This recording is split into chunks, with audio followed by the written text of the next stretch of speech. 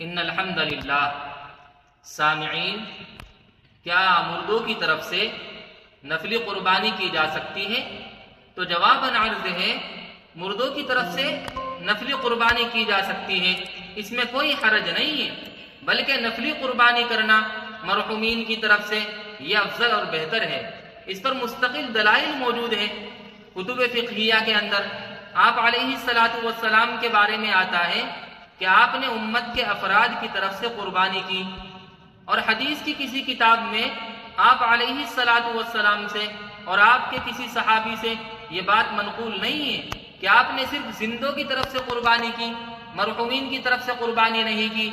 آپ نے صرف زندوں کو ثواب پہنچایا، مرحومین کو ثواب نہیں پہنچایا۔ اور حضرت علی کرم اللہ وجہہ کے بارے میں آتا ہے کہ آپ ہر سال 2 مینڈھے ذبح کیا کرتے تھے، ایک اپنی طرف سے اور ایک آپ علیہ السلام کی طرف سے۔ آپ رضی اللہ تعالیٰ عنہ سے معلوم کیا گیا تو آپ نے جواب دیا کہ مجھے حضور اکرم صلی اللہ علیہ وسلم نے وصیت فرمائی تھی اور میں اسے ہمیشہ کرتا رہوں گا۔ حضرات گرامی، نفلی قربانی کرنا ایک صدقہ ہے، تو دیگر اعمال کے ذریعے مرحومین کو صدقہ کرنا اور ثواب پہنچانا باجماع امت جائز ہے، تو نفلی قربانی کے ذریعے ثواب پہنچانا یہ بھی جائز ہے۔ تو یہ کہنا کہ نفلی قربانی کر کے ثواب پہنچانا جائز نہیں ہے، یہ بے بنیاد بات ہے، یہ حد سے تجاوز ہے، اس پر کوئی دلیل موجود نہیں ہے۔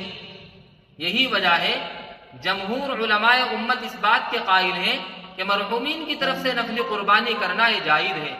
علامہ ابن تیمیہ رحمۃ اللہ علیہ نے تو یہاں تک لکھا کہ مرحومین کی طرف سے نفلی قربانی کرنا یہ افضل اور بہتر ہے۔